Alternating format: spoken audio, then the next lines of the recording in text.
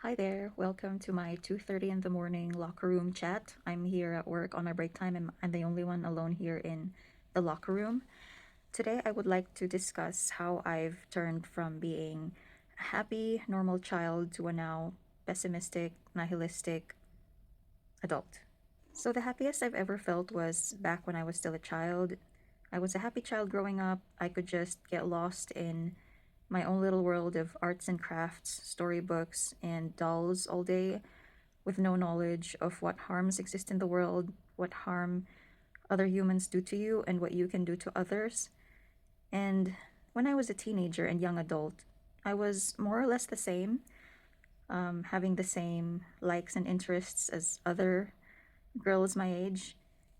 After I graduated from university, my goal was to explore the world, to have as many fun and interesting life experiences as I can in a good way, travel the world, go to as many countries as I can, help my parents. And my path of being able to meet those goals and dreams as the daughter of a middle class family in a developing country is to study hard, work hard in order to go to a first world country and earn enough in order to support my family and be able to bring them here, which I've achieved and I am very grateful that I have. And add to that the fact that I was born and raised Christian, Protestant specifically, and I was a very religious, Bible abiding little girl. I accepted Jesus into my heart at 13. I was very active in church. I sang in the music team. I served as a teacher in our youth group. And I read the Bible a lot during my own private time. And of course, I was massively imperfect, but I tried. I believed that God was real. I feared God, and I tried to obey God as best that I could, in spite of my sinful nature. I took nursing in an Adventist university, but in the past 5 years or 6 years, I've hit a wall with my faith, but that's a story for another day. But I think that was the start of where my worldview started to break down. As I grew up to know more about the world and how the system actually worked, I lost that optimism in the world. I lost my trust in the system. And the more I knew about how things actually worked, my worldview, my personality, my hopes, and my dreams have done a 180 compared to what it was when I was growing up and to how I was born and raised. And it started to differ from how my peers, my workmates, my neighbors, my church community, and my family thought, which was how I've always thought my entire life. They say you are a product of the people and the media that you consume the most. And since having some distance from my usual community by being alone in a different country, I've had some space and distance to think about what my thoughts were versus the thoughts of other people. And now I have a clearer sense of what my thoughts and beliefs are and my ideas versus those that aren't mine and are just the thoughts and beliefs and dreams of the people whom I grew up with and worked with and studied with and so on. After everything that I know and have been exposed to, now I don't understand how people can still be so positive. I'm sure it's got something to do about what I think and what my community and friends don't think about and what they think about instead. It has indeed been a total mind shift. The way I see things as they are now, I can say that the less you know about, think about, and are exposed to life's harsh realities, and the bigger picture of the system, and the predatory nature of this world, the randomness in luck and privilege, and how others' suffering and death and exploitation is what provides most of our comfort in the first world. And our success, life is good, life is comfortable, life is worth living, and life is a gift or a blessing when you don't have to worry about your health, your job, your money, when there is nothing impinging on your mental, emotional, and physical health, then life is perfect for you. And if the same can be said mostly around your immediate family and friends whom you care about, then life is good. If you're not spiritual, you have one less crisis to undergo. because then the comforts and pleasures that this world has to offer will be enough to satisfy you.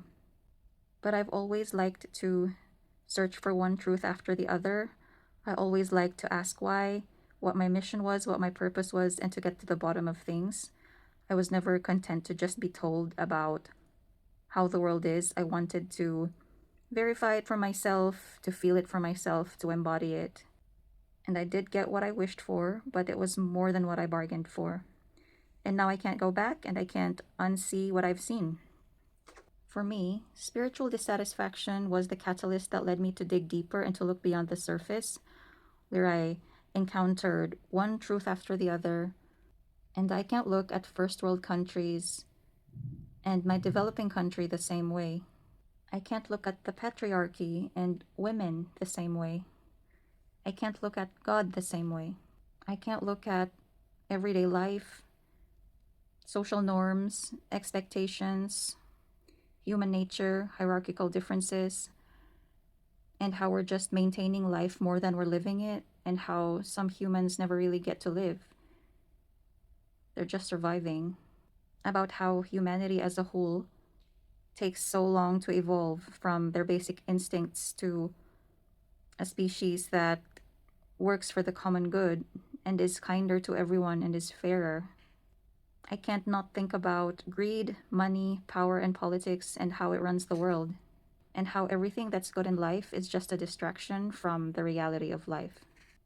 A lot of it is just human nature, but a lot of it are constructs that we've made for ourselves over thousands of years to now get us to how the system works to this day, and how the 1% of humans just gaslight the 99%, and how the 99% is allowing it. The cognitive dissonance of the people who keep complaining about the system and yet perpetuating it by bringing new life into this world every day. People who consciously or unconsciously run on political or religious programming or both. The more I know about the world, the less optimistic I feel about it, and I never knew 5 years ago that I would end up in this place, in this headspace.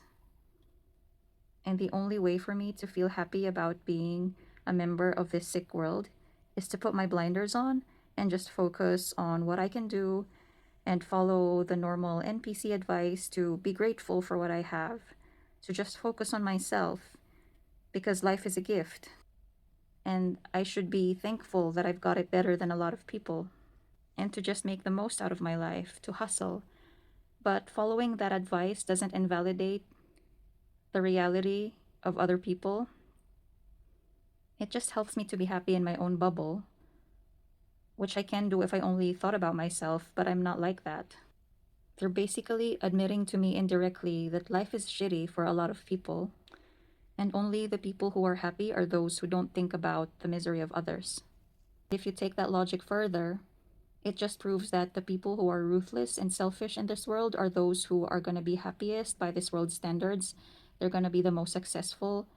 And I don't know if you want to live in a world like that, but I don't.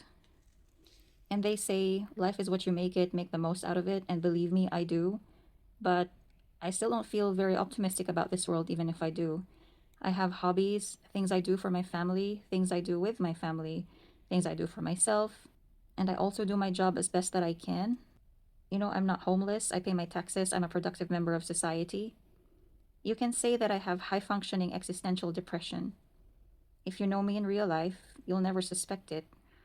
I still know how to make small talk. I know all of the scripts, and I follow it to the T, and people around me are happy. I pay my bills, go to work, show up at my kids' parent teacher conferences. I'm polite and pleasant to the people that I meet. I talk Christianese in Bible study, because doing otherwise, going against the grain, will just isolate me. I don't mind, but I have a family, and it's not going to do them any good if they fall from good standing because of me. None of my friends and family will understand anyway, and my boss who pays me won't understand it either. Unfortunately, unlike other channels whom I follow, like Born in a Corrupt System, A Prison Called Life, Life Outrage, I watch them on the regular because I resonate with a lot of what they're saying. But I have mouths to feed, other than mine. I have a house to keep. And in my country, in my job, where I live, I'm not powerful enough to change the system. So I'm here today doing what men and women who are wiser and more philosophical than me, who completely understand my point of view and completely understand how I feel, are suggesting. I'm drawing on the works of Arthur Schopenhauer, Emile Cioran, Albert Camus, and the still living and breathing Julia Reschi, or Resch, I'm sorry if I butchered her name. The work of Britt Hartley from No Nonsense Spirituality, Brandon from Mindshift. These are some of the people that I follow whose resources and videos have helped me to make this life more bearable. So, this is just a very brief bullet point list of the things that I'm doing in order to survive day to day. And it is knowing myself and living according to my values, sitting with the irony, and turning my existential pain into lucidity, dark humor, and art by contemplating art that already exists and making art of my own, reducing my desires and endless wanting, because suffering in life comes from wanting what you don't have, right? And last but not the least, I've stopped trying to overcome anything. I've stopped trying to heal anything. I've stopped trying to frame the negative in life as positives that we could learn from and grow from. I don't believe in that BS anymore. In order for me to be happy and to quote unquote win in this life, I need to lie to myself, which I am incapable of doing. So I am here sitting with the negative without demanding salvation. I can't save the world, nor can I be saved by it. So I'm just here talking about it, and every now and then I'm gonna share what I'm doing to distract myself sometimes. So I'm doing it as survival and not as delusion. Everything that brings me temporary joy is an attempt to survive each day, knowing that even my greatest pleasures are meaningless and they won't last forever, but they make me smile for a few seconds each day nonetheless. So, this channel will be a mix of video essays like these and YouTube shorts showing my shiny, pointless toys as I sit here with the void. That's all I have for you today, and thank you for listening.